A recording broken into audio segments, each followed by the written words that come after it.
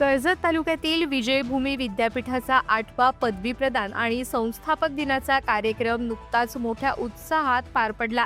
या कार्यक्रमात एकूण 25 विद्यार्थ्यांना विविध कोर्सेसच्या पदव्या देण्यात आल्या। यात BBA, लॉ, म्युझिक, सायन्स आणि MBA अशा अभ्यासक्रमांचा समावेश होता। पदवी घेताना विद्यार्थ्यांच्या चेहऱ्यावरचा आनंद स्पष्ट दिसत होता। या कार्यक्रमासाठी पद्मश्री पंडित सतीश व्यास हे प्रमुख पाहुणे म्हणून उपस्थित होते। त्यांनी विद्यार्थ्यांना पुढच्या आयुष्यासाठी शुभेच्छा देत मेहनत आणि सातत्य ठेवण्याचा सल्ला दिला।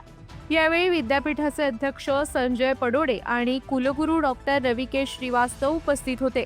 तसेच इतर अधिकारी, डीन, शिक्षक आणि स्टाफ मोठ्या संख्येने उपस्थित होते।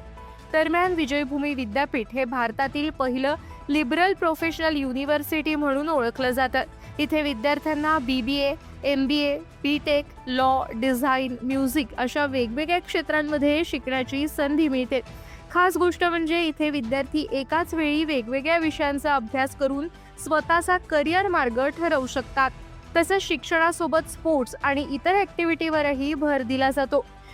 दरम्यान विजयभूमी विद्यापीठाच्या 2026 साठी ॲडमिशन प्रक्रिया सुरू झाली असून विद्यार्थ्यांसाठी शिष्यवृत्ती आणि फीमध्ये सवलतीही देण्यात येत असल्याचं विद्यापीठ प्रशासनाकडून सांगण्यात आलं आहे।